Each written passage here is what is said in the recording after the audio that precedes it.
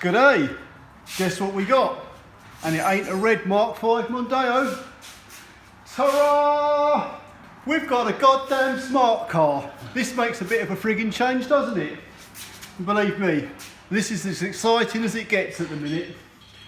So what I'm going to do, I'm going to have a little walk around it. I'm going to do an oil change on it. You know, just in case you don't know how to do it yourself, you'll know how to do it by the end of this video. So follow me. This is a trade-in. So the people who traded this car in, they bought one of the old ex-rentals here, one of the Mark III Ford Mondeos, and they left this one behind. It's obviously like semi-automatic sort of thing. Well, it can be fully automatic as well, but you can drive it manually as well. So I thought I'd have a little look around this. I have actually sort of like had a quick look, but the first thing to notice is the bloody windscreen. It's got a crack which runs all the way across there, all the way up here, and all the way across there. So there's like 3 great big cracks in the screen. So that's going to have to be changed. Luckily we can change windscreens here. There's something else I noticed which is a bit concerning. This bonnet, or even though the engine's in the back, I've only got to put my fingers there like that, and it kind of, the whole thing just falls out. And I've noticed there's 2 poppers there, one either side, that are supposed to clip into here, but there's something missing from either side in them holes. There's something missing, so I've got to find out what goes in them and order the bits up. Otherwise, if you brake hard, there's a chance this whole flipping thing could just fall out. So anyway, I'll leave that like that for the minute. Apart from that, walking around this little car, I've never really had anything to do with these cars. It's like a little fun car, isn't it? So it's quite funky actually. I have no idea what this does to the gallon either, but I shall find out. Yeah, it's only a 2-seater. I suppose you've got plenty of room in the back for the luggage. But yeah, look at that gear lever. You've got neutral, reverse, and then you've got positive and negative. You can put it in fully automatic, or you can just shift the gear lever forward to change the gears manually. And look at that great big sunroof. Wow.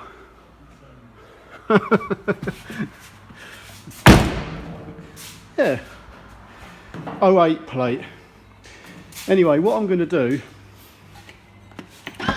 yeah, there's a little, under there's a little pad to release the back window, so I can lift that up, and then you've got a lever either side like that, and you can release the tailgate down. The carpet you actually pull up, and there's a little hook on the end of it, so you can tuck it into the side panel. That's our back carpet held up. One little like popper here, you turn around 90 degrees, look, it comes out, and then that whole panel comes out. I shall put that out the way, and there you have it. There's our engine. I'm going to change the air filter. I'm only going to show you it going back in, to be honest with you. It's a bit of a pain. This pipe here, you undo one 7mm nut there on that clamp, you pull this pipe off, then you've got 3 clips, one under the middle there, one there, and then this top cover will pull out, then you can remove your air cleaner element. There's not a lot you can really see up here, believe me. Pull your dipstick out, your oil filler cap is there, which I'm going to release to let gravity in when I drain the oil, and that's about it. So what I should do, I should go underneath and drop the bloody oil out.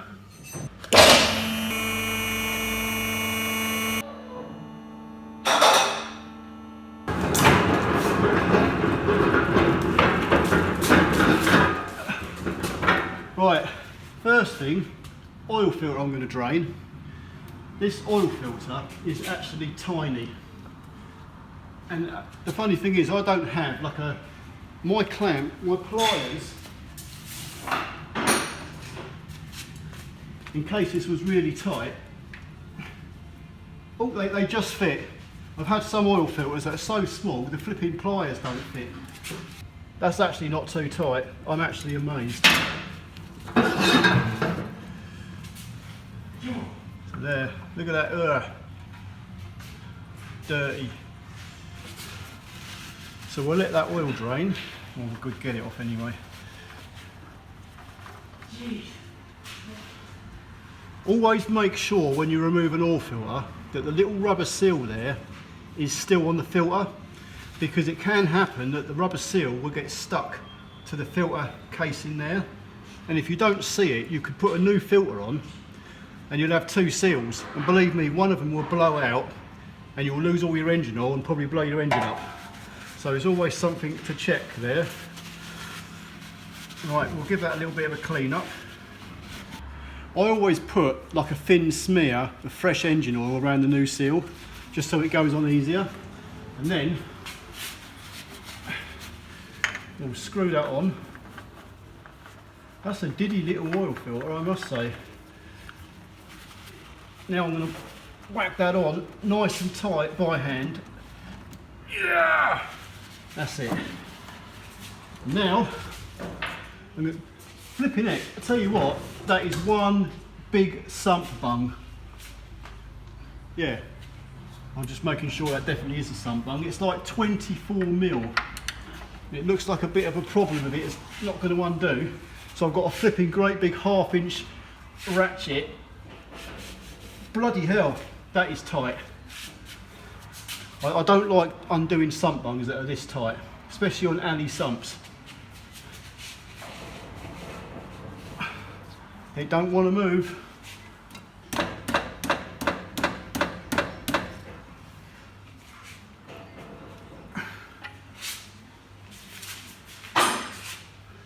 Yeah. Like, do you know what? It amazes me why they've got to have a sump bung this size, which can obviously, if it's tightened up too much, can cause these problems. And looking at it, the alley bit here is protruding from the sump itself. So there's a chance I could actually snap this alley bit off the sump. And then we're in all kinds of problems. So, oh, it's gone. Lucky, you've got to be, I was kind of like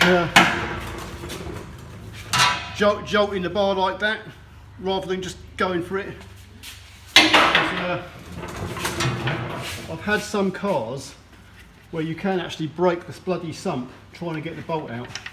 Anyway, here we go. Oh, it's got a filter. It's got a little filter on the end of the sump bung. Looks clean though. Nothing in it.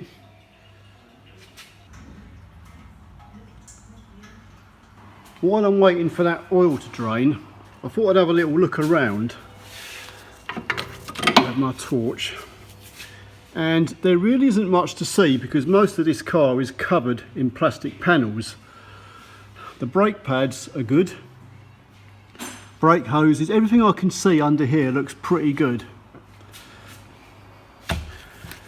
Apart from one thing. If I put my bar, well, apart from the tyres, the front tyres are knackered, they need replacing. But this bottom ball joint, just there, if I get my bar between the arm and the hub,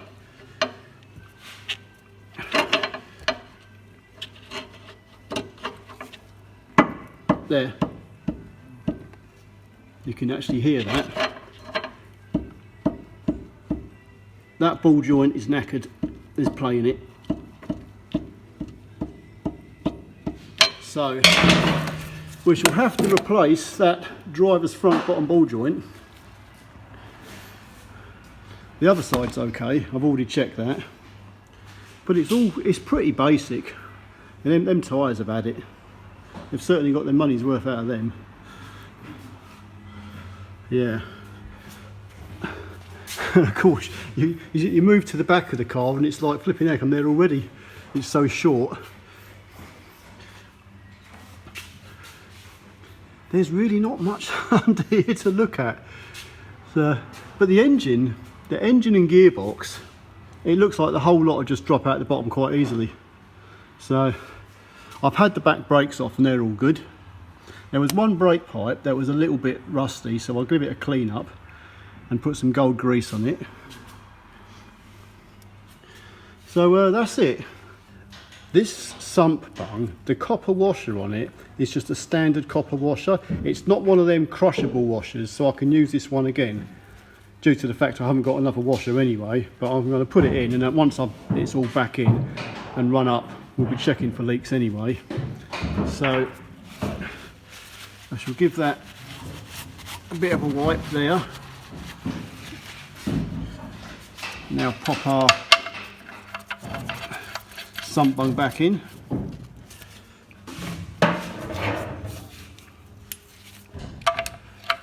And I shall nip this up, but I'm going to do it up too tight.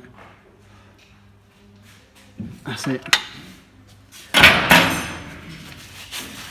Yeah.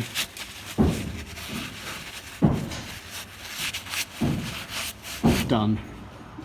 Okay, in order to remove that ball joint, I'm looking like I'm going to have to take the arm off and then try and press or knock the ball joint out, because it's a pressed in fit in the arm.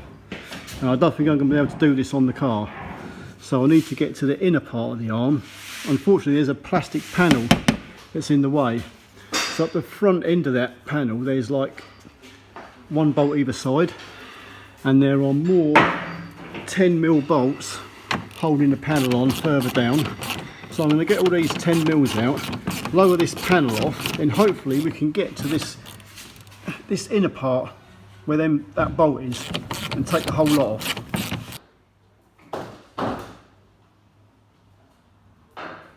Okay, I can see this turning into a bit of a problem. There's an 18mm nut here which holds your anti-roll bar on, so that come off easy enough. Now the anti-roll bar can come out of place, and we've got a bigger nut. The bush this side, the metal casing is completely rotted there.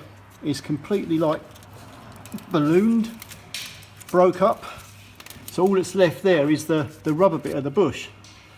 So I feel I'm going to have to, I ordered a new ball joint, which I'm going to have to cancel now. And I'm going to have to order a complete arm, I reckon, because it's just going to be easier just to change the arm now with the ball joint in it. Knocking that ball joint out would have probably been not too bad, I guess, but now that these bushes are gone, it's like £40 for a complete arm. So it's not that expensive, so I might as well just change the bloody lot and be done with it, rather than messing around trying to change these bushes as well, which could be a right pig. Anyway, I shall try to undo this and see how we go. This is where the problem could be.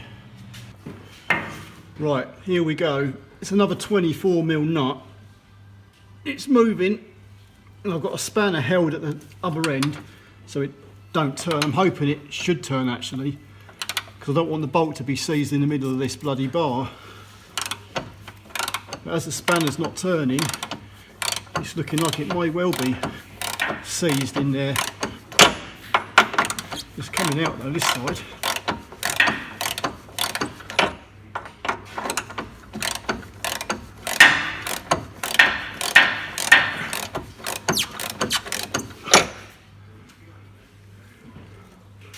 This actually looks like actually I'm just wondering, I thought that was a bolt that goes all the way through to, because the other end is like a bolt end. But I'm just wondering now whether that end is a different bolt and they're two separate bolts. That's what it's beginning to look like, which would be good.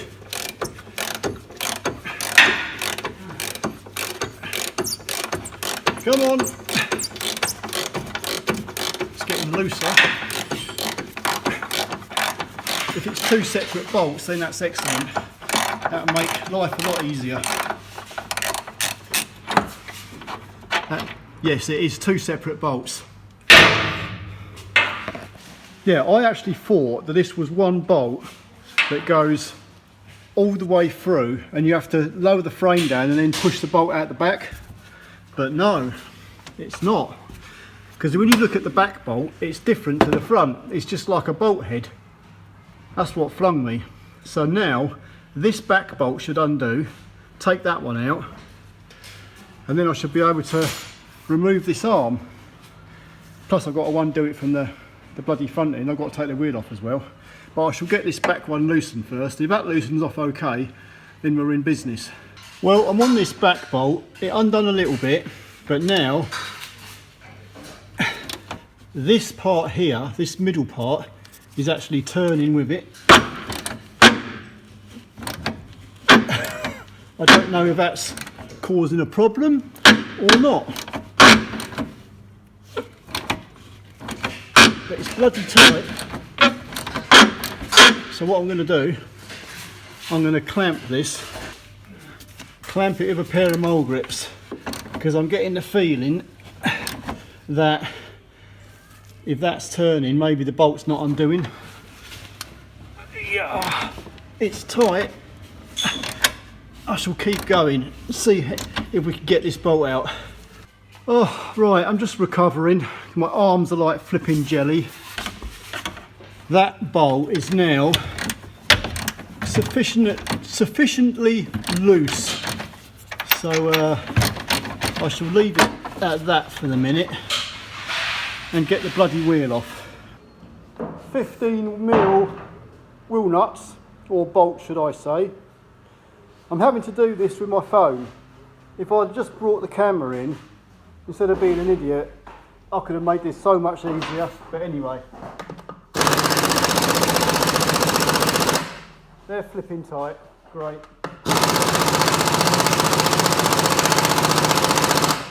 They've not been off in a long time. I need something a bit beefier. Where's your battery gun? If this battery gun will do it. And we right.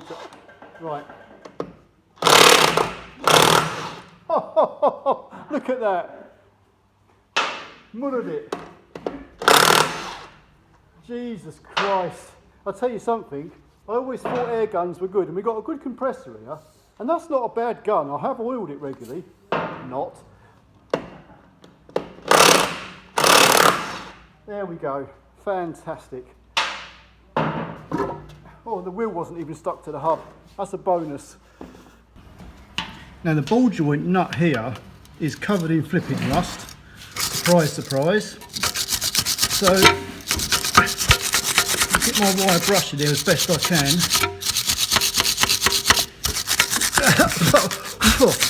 Give that a good old brush. Put a bit of WD-40 on it. Let that sink in for a few minutes. Then we'll attempt to undo it. Now that's an 18mm nut, and because I'm not going to get much leverage on that spanner, I'm going to do my old trick here, put another spanner there like that, double the spanner up. Now I've got more leverage, I can actually push that. Unfortunately I've only got one hand, so I'm going to have to put the phone down. So I hope that's a bit better. Now, yeah, it's moved. Okay, there we go. That's it. That was a bit on the rusty side. Now, I'm going to shock the hub to free off the bloody ball joint, which I shall just use my hammer. Oh, I'll move my bloody light out of the way before I smash that.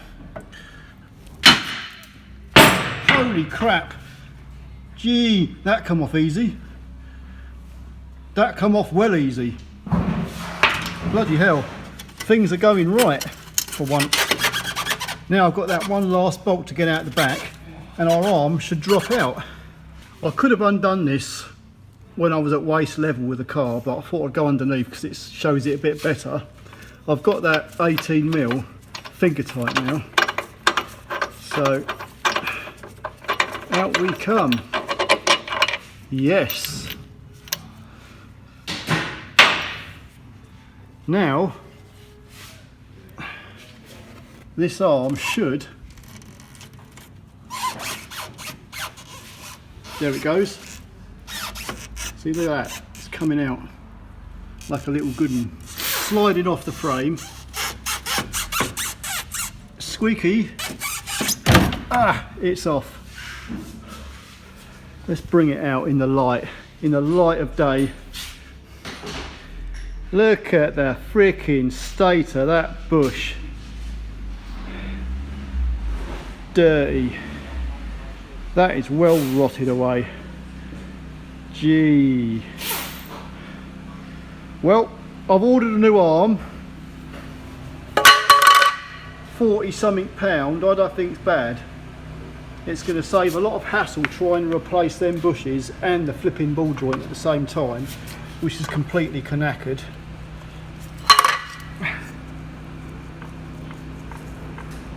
Yeah. Righto. Oh well, there's nothing I can do anyway because I'm still waiting for the arm to arrive, but I'm glad it's off. That's the hard part over. Mr. MCC Smart Fortwo 1 litre. It takes 3.4 litres of engine oil. I am putting 530 in this engine. However, you can put 0.30 in it if you wanted to.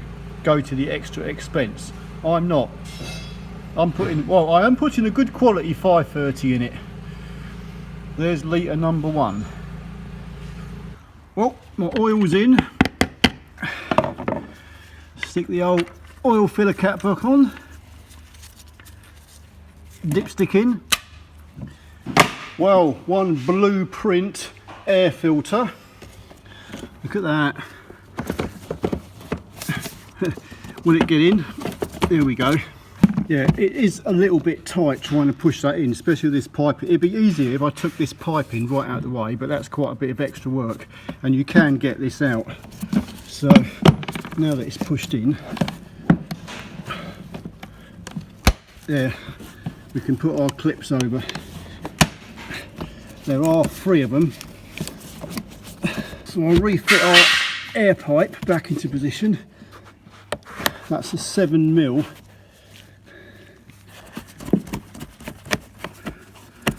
So I shall screw that depth down. Now I'm going to start her up.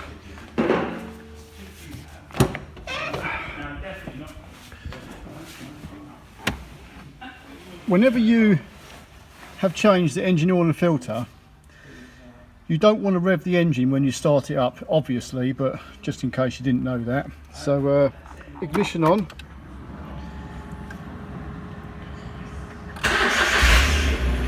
Wait until the oil light goes out.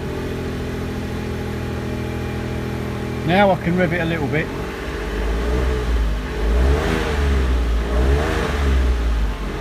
That's it. See, the engine management light's on, so it's obviously got a problem elsewhere. Anyway, now I shall check the oil level.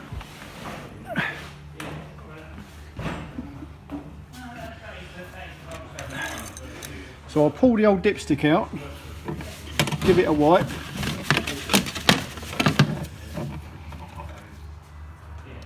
Now I shall put it back in. You're supposed to sort of like wait a few minutes for the oil to actually drain properly back into the sump. Where are we? That's actually not bad. Not quite at the maximum. I put 3.5 litres of oil in this. So what I'll do is I'll give it a few minutes and then I'll recheck it. But if that needs a top up, we're talking about another 1/4 litre at the most. I guess whether you were changing the engine oil and filter, something on the cooling system, or any job you're doing really, it's a good case to actually recheck your work afterwards and go over it and make sure everything is tight and secure and there's no leaks.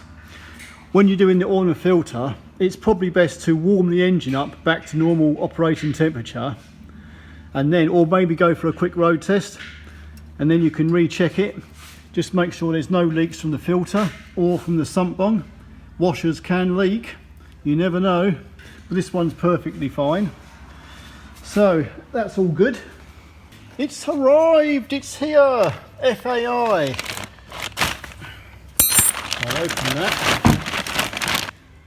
Look at that. These are not handed, so the guy says, so that would fit on either side. And I'm just measuring it up to the old one, because you should always check the new part against the old part, make sure it's correct, because you never know, do you? Excellent. Right, we can pop this on. That should slide up there onto the bushes.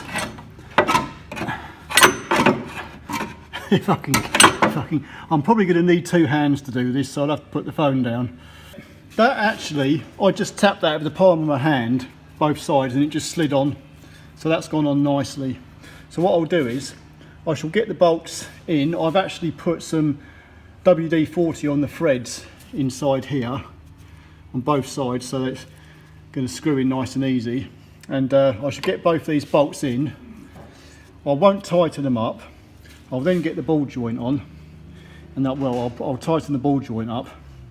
And then once the actual car is probably back down on its wheel, I'll tighten these two bolts up properly. So it's tight and so it's sitting in the position where it's actually ride height. Well, both bolts are gone in. They weren't actually too bad to line up. I had to give this one a little bit of a tap to actually get it started on the threads, but they actually went in, lined up and went in okay. So now I'm going to pop the old ball joint in the hub. Come on. There. Stick the nut on.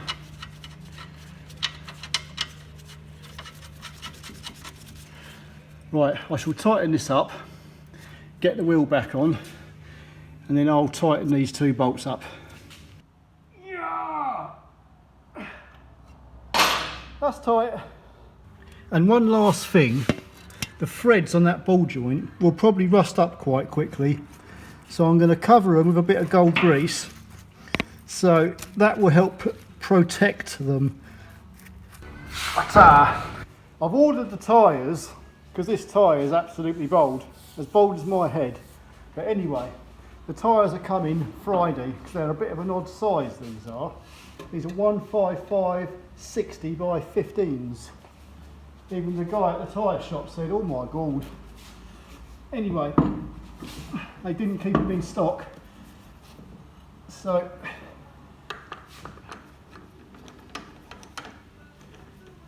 if you do want to torque these wheel bolts up, they are 110 Newton meters.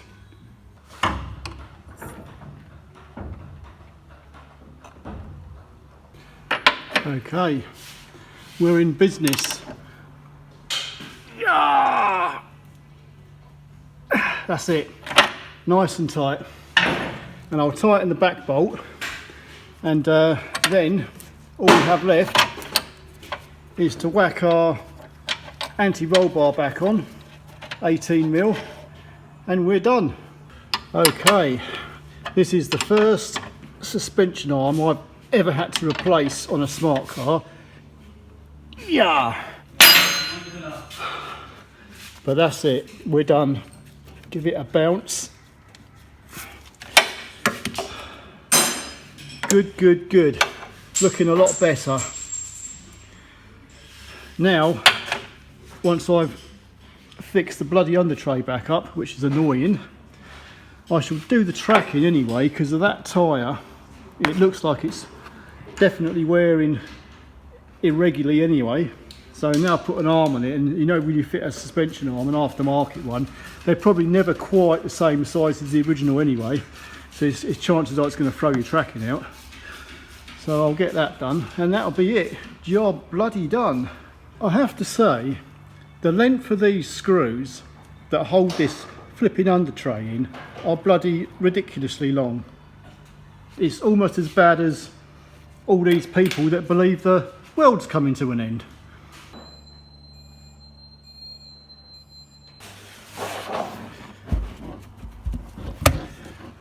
Okay, that's our engine top cover bolted down.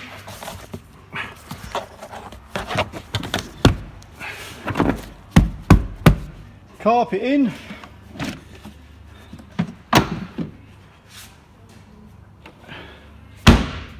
Bingo. Job done.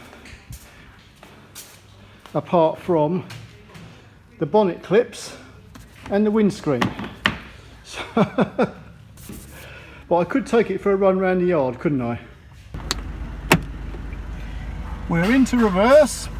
Off we go. Woohoo! What a funky little car.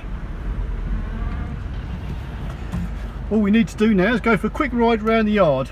But I've got an idea. Rather than me doing the driving, look at this. That's in neutral. If I push it across like that, we're in first gear. You can see that on the display. But there's a little button on the left hand side of the gear lever. If I press that, it takes it into fully automatic, so I can go from neutral to fully automatic, so I haven't got to worry about changing the gears manually. Let's go and get someone else to drive it.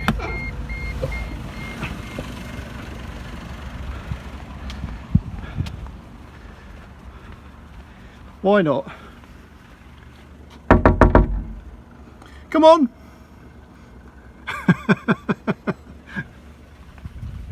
I'm so sorry to disturb them from their work. You're getting a break, if anything. Hello, Rihanna. Hello. All I need you to do, Monica, I've just fixed this car. It's a bit of a dodgy repair, but I just thought maybe you would be the person to drive it. Why me? Test drive it. Why me? Because you're a test dummy. Not on this. No, it's all perfect. I just thought you might like the experience of this. Have you ever drove a smart car? No. Right. There's a reason why. There's a reason why. You've got to tick that box. It's right, isn't it? What car have you brought in today, Rihanna? I have brought in a Mazda MX-5 Mark 1. Fantastic. We'll have a look at that in a bit. Alright. Right, slight technical difficulty. We're in automatic. All you got to do is put your foot on the throttle and go. 1 foot for the brake as well.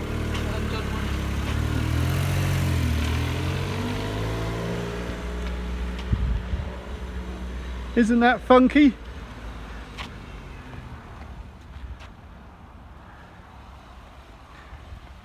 There's the little Mazda MX-5. Rhiannon's little car. You like it? You want to buy one? Sure. I mean, at least it's got sunroof. There was a time, you know, I would have put a paper bag over my head to drive something like this, but not anymore. I would actually drive this just for the hell of it. Yeah, look at that funky sunroof. Yeah. Isn't that cool? Lovely. Well, thank you for driving that. Now you can tick the box. You've drove a Smart 4, 1, 2, whatever they're called. Yep. It's even got a stereo. Yeah. Indeed. I like it. I think it's pretty cool. You look the part in that, Monica.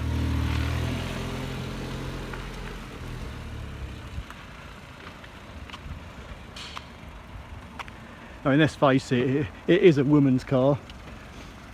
If you want to do a little bit of shopping around town, if you're really tight and don't want to spend on petrol, that's what you want to get. Because God only knows what that does to the gallon, but I bet it's quite a lot.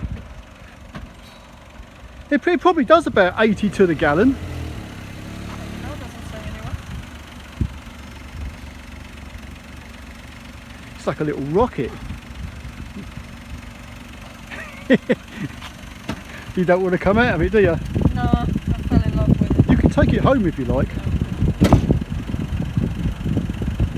It's kind of like small and comfortable, cosy. There's no money under the seats or nothing. I've already had the $0.25 that was left in it. Lovely.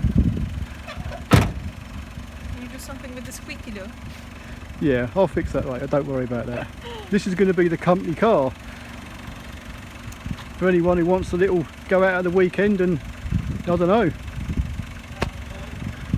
have a night out on the town, get noticed. They definitely would. Thank you, Monty. You're welcome. Have a nice day. Thank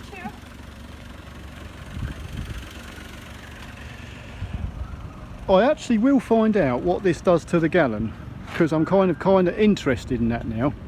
Apart from I'm going to have to order up a windscreen, and I'm wondering how much the screen's going to cost. You know, I said I would check out the miles per gallon this 1 litre smart car does. Well, I did look it up, and I was flipping surprised. 45 to 55 miles per gallon. I think that's crap. I reckon it should do more than that, but that's what they say. If you had the diesel version, it will probably do up to around about 80 miles per gallon, which is a lot better.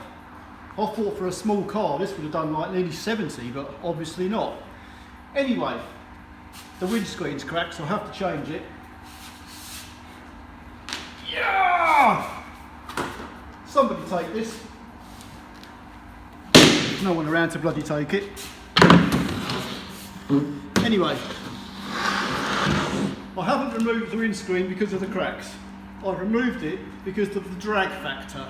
So when this car is zipping along at stupid speed, the wind, the air going through will slow the car down. You know what I'm saying?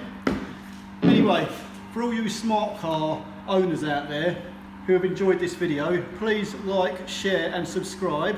If not, I don't know what to say to you. Anyway, till the next time, see ya.